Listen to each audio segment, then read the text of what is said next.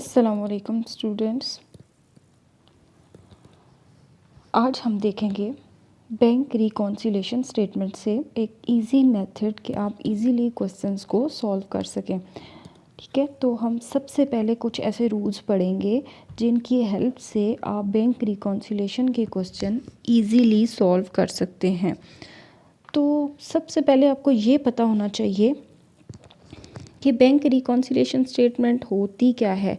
तो students, bank reconciliation statement एक ऐसी स्टेटमेंट होती है जब आपका बैलेंस जो आपने अकाउंट ओपन करवाया है बैंक में, आपके उस अकाउंट का बैलेंस जिसका रिकॉर्ड आपने अपने पास रखा है और जो बैंक अपने पास रिकॉर्ड रख रहा है, ये दोनों बैलेंसेस अगर आपस में एग्री नहीं हैं, दोनों बैलेंसेस अगर आपस में बराबर नहीं हैं, तो आप ये देखना चाहते हैं कि क्या डिस्क्रिपेंसी है, किस वजह से ये दोनों बैलेंसेस बराबर नहीं है। तो आपने इन बैलेंसेस को आपस में बराबर करना है। ठीक है, तो इसलिए आप जो स्टेटमेंट बनाते हैं वो बैंक रिकॉन्सिलेशन स्टेटमेंट कहलाती है। तो देखिए ये फ़र्क आता क्यों है। ठीक है, अब देखो आपने बैंक में पैसे जमा करवाए थे 5000। ठीक है, आपने अपनी किताब के अंदर भी लिख लिया कि हाँ जी हम 5000 रुपये बैंक में जमा करवा रहे हैं। बैंक ने भी अपने पास एंटर कर लिया कि इनके अकाउंट में 5000 रुपीज़ जमा हो चुके हैं। लेकिन देखें, जब आप बैंक में अकाउंट ओपन करवाते हैं तो फ़ौरन से बैंक आपको एक चेक बुक इशू करता है।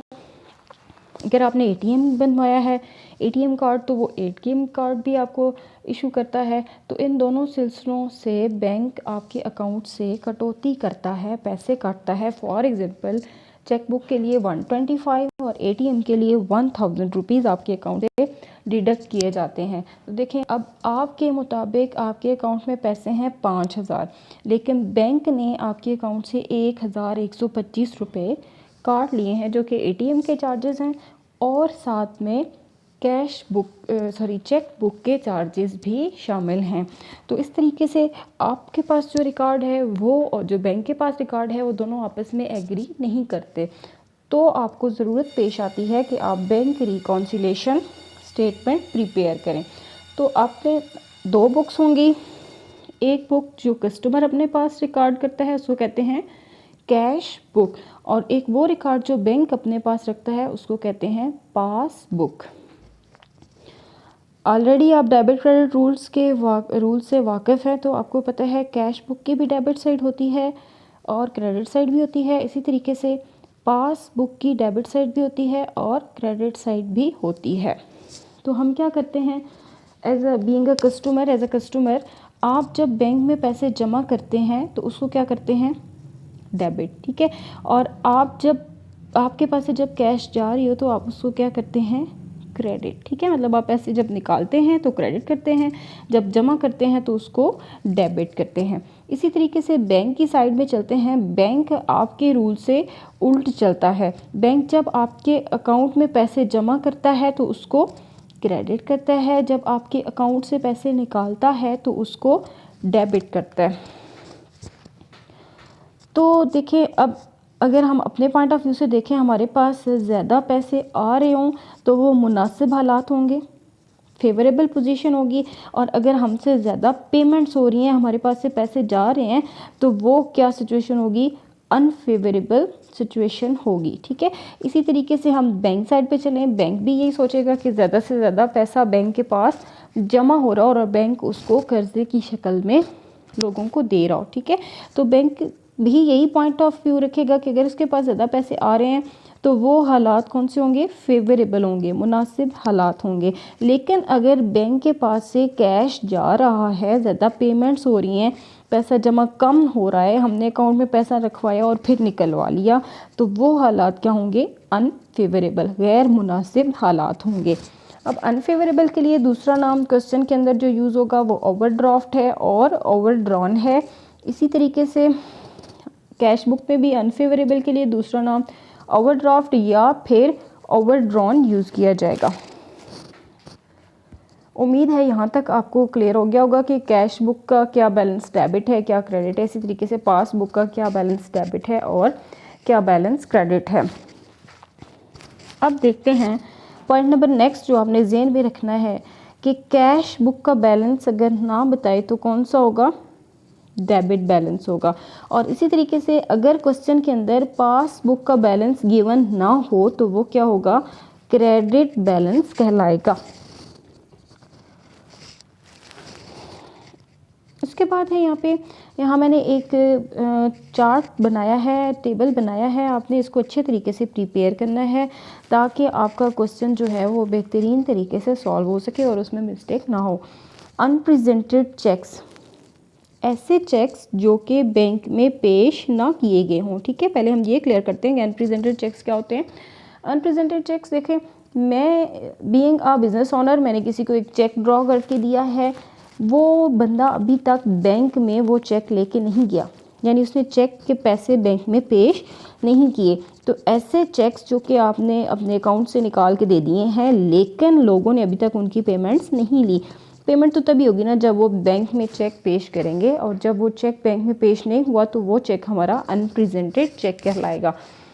उसके बाद है अनक्लियर चेक, ऐसे चेक जो आपने बैंक में तो जमा करवा दिए हैं लेकिन बैंक ने उनको क्लियर नहीं किया। अनक्रेडिटेड चेक्स, ऐसे चेक्स जो आपने बैंक में जमा करवा दिए हैं लेकिन बैंक ने अभी तक उनको क्रेडिट नहीं किया, यानी बैंक ने अभी तक उनको आपके अकाउंट के अंदर जमा नहीं किया, तो ऐसे चेक्स क्या कहलाएंगे, अनक्रेडिटेड चेक। उसके बाद अनकलेक्टेड चेक्स, ऐसे चेक जो आपने बैंक में जमा कर दिए हैं लेकिन अभी तक बैंक ने वो पैसे कलेक्ट नहीं किए।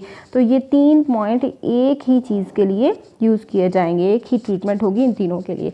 उसके बाद क्रेडिट इफ एनी, यहाँ मैंने टेबल में लिखा है, ये क्रेडिट इफ एनी क्या होगा, देखें ऐसे पैसे जो बैंक में जमा हो गए हैं, फॉर एग्जांपल बी ने मुझे पेमेंट करनी थी, बजाय आके मुझे पैसे देता उसने डायरेक्ट जाके मेरे बैंक में क्या किए हैं, जमा करवा दिए। ठीक है, कैश मुझे भेजने के बजाय डायरेक्ट मेरे बैंक अकाउंट के अंदर जमा कर दिए। तो ये क्या है, क्रेडिट इफ़ एनी है, अगर कोई पैसा बैंक ने क्रेडिट किया हो तो। उसके बाद कैश बुक है, यहाँ पे है क्रेडिट साइड पे लिखा है अगर कोई पेमेंट, अगर कोई पैसे मैंने पे किए हैं, ठीक है, मैंने अपने अकाउंट से निकाले हैं तो वो क्या होंगे, क्रेडिट इफ़ एनी। इसी तरीके से यहाँ मैंने मेंशन किया है डेबिट इफ़ एनी। तो डेबिट इफ़ एनी के लिए समझते हैं, अगर कुछ अमाउंट हमने बैंक में जमा कर ली है तो वो क्या है, डेबिट इफ़ एनी। ठीक है, मैंने अपने पास लिख लिया है, चेक आया उसको मैंने अपने पास इंटर कर लिया, तो वो क्या है, डेबिट इफ़ एनी है। उसके बाद अगर बैंक ने कोई पेमेंट कर दी है, ठीक है, फॉर एग्जांपल बैंक ने मेरे अकाउंट से बैंक चार्जेस डिडक्ट किए हैं, तो बैंक जब पैसे निकालेगा तो उसको क्या करेगा, डेबिट। ठीक है, ये डेबिट इफ़ एनी हो जाएगा। तो रूल्स एक दफ़ा समझ लें, आपने सिंपली क्या करना है, इनकी तरतीब सेम रखनी है, क्योंकि मैं आपको एक easy way of solving bank reconciliation statement बताने लगी हूँ, इसलिए आपने तरतीब को विद द मेथड में आपको बताऊंगी कि ऐसे आपने ज़हन में रखना है। सबसे पहले अनप्रेजेंटेड चेक, उसके बाद unclear, uncorrected and uncredited cheques, ये तीनों एक ही चीज़ है। ये तीनों जब भी क्वेश्चन में आएंगे आपने इनकी सेम ट्रीटमेंट करनी होगी।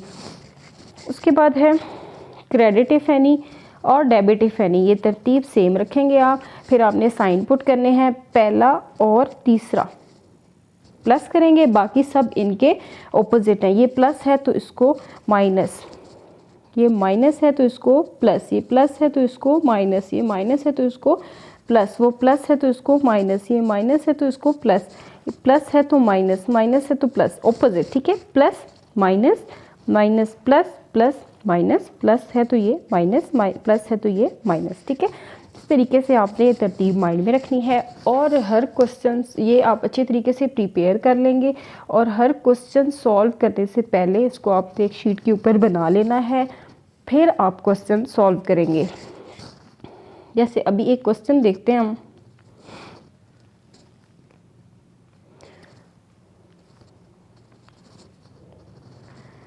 यहाँ मेंशन है कैश बुक का बैलेंस ना बताए तो डेबिट, पासबुक का बैलेंस ना बताए तो क्रेडिट। आपने क्वेश्चन देखना है, prepare a bank reconciliation statement 31 November 2005 from the following particular bank balance as per cash book. यहाँ पे उसने कुछ मेंशन नहीं किया कि ये डेबिट है या क्रेडिट है। ठीक है, तो आपने सिंपली क्या करना है, जो रूल्स लिखे थे, जो स्टेटमेंट्स मैंने आपको लिखवा इसमें से देख लेना है। कैश बुक का बैलेंस ना बताए तो वो क्या होता है, डेबिट बैलेंस होता है। ठीक है, अब यहाँ पे क्वेश्चन के अंदर उसने कहीं मेंशन नहीं किया, जस्ट बोला कैश बुक का बैलेंस है, तो हमें पता है कि कैश बुक का बैलेंस ना बताए तो वो क्या होगा, डेबिट बैलेंस होगा। लिहाजा अब हमने ट्रीटमेंट्स कौन सी करनी है, इस तमाम की तमाम डेबिट वाली। ठीक है, अब हम आप ये समझें कि यहाँ पे इस क्वेश्चन के लिए यहाँ हमने क्रेडिट साइड मेंशन नहीं की, आपने टोटली क्या ट्रीटमेंट्स करनी है, तमाम की तमाम डेबिट वाली ट्रीटमेंट करनी है। अनप्रेजेंटेड आएंगे प्लस कर दें, अनक्लियर्ड, अनक्रेडिट, अनकलेक्टेड आ जाएँ तो उनको माइनस कर दें, क्रेडिट इफ़ एनी हो तो प्लस कर दें, डेबिट इफ़ एनी हो तो माइनस कर दें। ये थे easy method of solving the bank reconciliation statements, to preparing the bank reconciliation statement and solving the problems. ठीक है, तो इंशाल्लाह हम नेक्स्ट लेक्चर में इससे रिलेटेड प्रॉब्लम्स के साथ हाज़िर होंगे। तब तक अल्लाह हाफिज़।